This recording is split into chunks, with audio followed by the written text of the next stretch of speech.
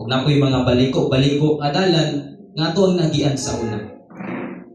Pero ang nakanindot lang mga igsoon, ang kaning baliko-baliko nga dalan nga mong kalibutanon nga dalan, nindot kini siya agyan isang galiko-liko ni. Pero ang dalan sa Dios grabe katulin, pero daghan kay mga challenges.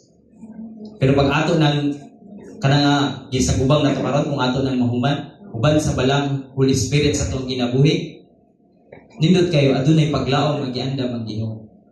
No, luyo sa pagpadayon adunay kadaugan. Ug luyo sa kadaugan adunay ganti. Imanan na siya mga igsoon. And then sa ikatulo, empowerment of believers for witness. Kailangan tang witness. Sa GROW, na acronym sa GROW. Ang J, Go to Church. Ang R, Read the Bible. Ang O, Obey. Ang W, Witness. So, tanan nga, gibasa nato sa Biblia, sa pag-adto natong simbahan, nagbasa tayong Biblia, nang minaw tagpulong sa Dios. Kuan gi-obey, atong gisunod. And then, witness, ang tanan natong nakapunan, atong isir sa uban. And then, sa Acts chapter 1 verse 8, apan kamo makadawat o gahom sa dihang muana ang balaang espiritu ibabaw kaninyo o kamo mahimong akong mga saksi. So nahimo tang saksi mga igsoon.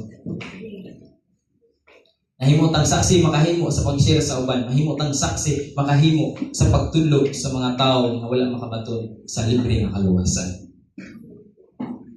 And then ang balaang espiritu magahatag kanato og kusog ug gahom aron makasaksi nato ang kamatuoran ni Jesus. Sa uban, kini nagapalig-on sa atong pagtuo ug nagatabang nga magapadayag ang gugma ug grasya sa Dios sa ato ang kinabuhi ug sa uban.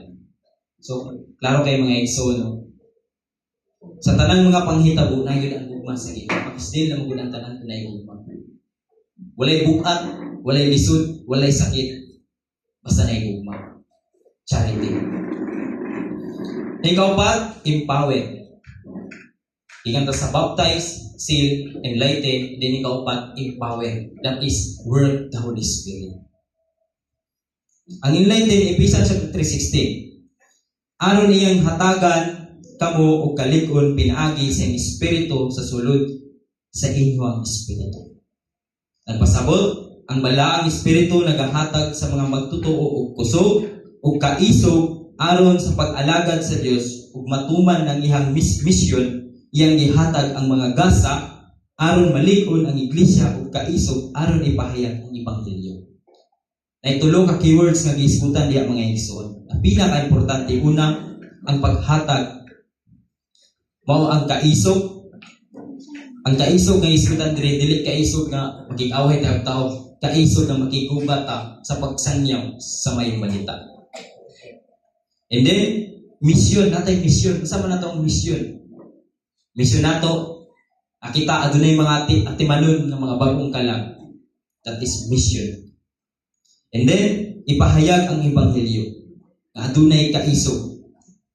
And dira mga igsoon, sa Ephesians 3:16, sa giyon na ang balaang espiritu nagahatag og magtutuo kusog ug kaisog aron mag-alagad aron lang hatagan kamo og kalig-on pinaagi sa espiritu sa sulod sa inyong espiritu. And then atong makuha diya mga igsoon sa empower, strength for service. Ay kusog Ephesians 3:16, aron ang espiritu maghatag kaninyo og kalig-on, ang balaang espiritu nagapalig-on sa atong sulod nga atong espiritu aron kita mag-alagad sa Dios nga matinud-anon ug malig-on sa pagtuo kini hatag nato nga gahom ug kaisog sa pagpadayon bisan unsa kalisod. So, dira makita ato mention ba ang lihok sa Holy Spirit. O sa isa tong kinabuhi, ang kay mga lisod-lisod, pero ang makahimo man ta sa pagpadayon, dili na siya ato ang kusog. Ika na sa Ginoo ug lihok na siya sa balang espiritu. And then, gift for ministry. Sa panahon nga kita misalig bidawat sa kamatayon ni Jesus Christ, misilyo ang Holy Spirit. Tapos ang Holy Spirit na nailihok sa toa, ni-baptize siya, ni-seal siya, ni-empower siya.